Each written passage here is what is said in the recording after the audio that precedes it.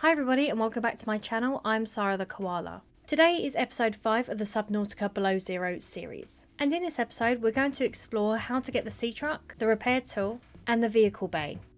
Fun fact, you can't build your Seatruck unless you have the vehicle bay, but you are in luck. Both of these things are scannable items that you can find on the ocean floor and they're in pretty much the same area.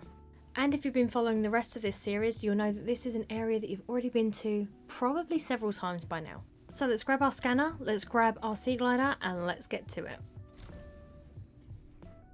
So for fun that you've got the compass, this will be easy for you to follow. We want to go ahead and start going south.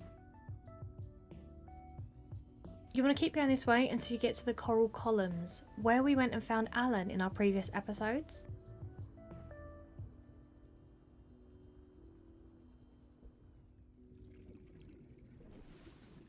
As I mentioned, the vehicle bay and the Seatruck fragments are all around this area or very close to. You need 3 fragments of each, so get that scanner out and start looking on the ocean floor. Now the fun thing about the fragments is that they can all look completely different. I would say most of the fragments can be found about 100 meters below as well, so keep looking around that area. So if this ray could kindly get out of my way, this is one of the first vehicle bay fragments that I've come across, so I'm going to give it a scan. So it took me a minute or two to find some more, so I've just cropped it here. But you can see quite easily I'm near the green lights, which again, if you've been following some of my other episodes, this is near the cave to where we found Alan. Keeping your eyes peeled will really help you here and save you a lot of time. As you can see here, this is one of the Seatruck fragments. Once you've managed to scan 3 of the Seatruck or the vehicle bay fragments, it will come up on the left hand side like you can see on mine to say that a new blueprint has been synthesized. If you come across more fragments of something you've already synthesized, still scan it because it will give you some materials.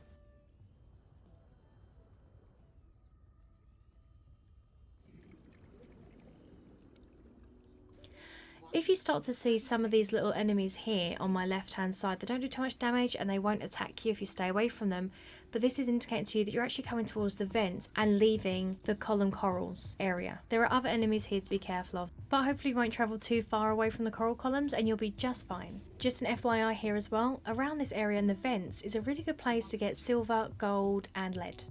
I'm just showing you on my screen here roughly how far away I am from my drop pod so that you can guesstimate about the distance where you might need to go to get the last fragments. It's around 400 meters south from my base.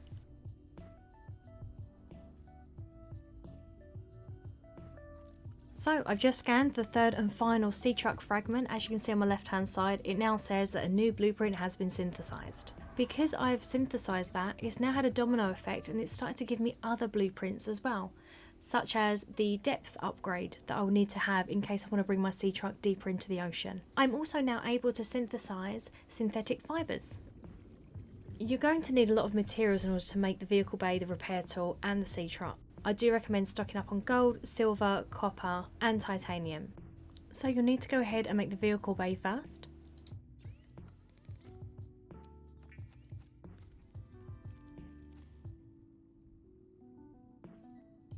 Once you've completed synthesizing that vehicle bay, the only way to release it is to actually go outside and throw it out basically.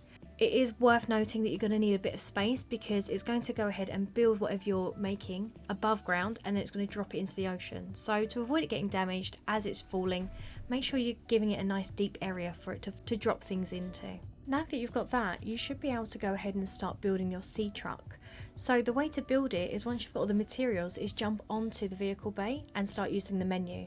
Be careful because you are exposed to the elements out here, so yes you can lose health and yes you can die from here, so be careful. So in my example here you can see that I can indeed make the Seatruck because I've got all the fragments scanned, but it's also noted that there is a prawn suit, so I've already got 2 of the 3. If you've been on one of my previous episodes about Outpost Zero, you'll also have 2 out of the 3 fragments needed to make the prawn suit. It's a similar story here with your Seatruck. You need to gather all of your resources, synthesize what you need, but this time round, instead of using the fabricator to make your Seatruck, you need to go up to your vehicle bay. Now again, don't spend too much time above the surface of the water here because your temperature will start to go down rapidly, especially if there's bad weather. So I click onto my vehicle bay, I select the Seatruck and it will start to build that for me. Now you don't have to sit here and watch it, but I always like to because it's kind of fun. But once it's finished synthesizing that for you, it will just drop it into the ocean. Now the difference between the Seatruck in this Subnautica and the previous Subnautica is that this one actually relies on modules. So although we've got the Seatruck now, which is fantastic, we can start to scan other fragments so that we can build other modules like the aquarium or the storage module. On your Seatruck there is an upgrades area. You can attach up to 4 upgrades at any one time, so this could be your depth modules or even maybe even a self-defense pulsator. With the standard Seatruck you can only go down to depths of 150 meters. Anything after that you'll start to incur damage. Any knocks, bumps, if you bump into any enemies as well, you will also get damage. So it's really important at this point that you have or you start to make your repair tool.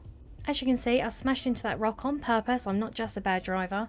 Just so you can see on the right hand side there next to the little spanner that my health of my Seatruck is now 98. Just a side note here, if you're struggling to find sulfur, you can go into the sea monkey's nest areas, so in them little underground tunnels by the kelps or by the creeper vines.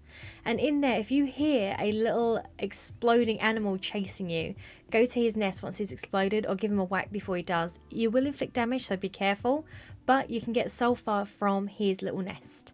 Once you've got all the resources to make the repair tool, once again head back to your fabricator and make it. In order to use the repair tool, you just need to go up to whatever's damaged, click and hold the action button in order for it to start doing it. You do need to hold that button down, and depending on how damaged it is can depend on how long you need to stand there. So it might be worth you running to a place of safety before you start using it. Just quickly, this example here, your standard Seatruck can go to 150 meters in depth.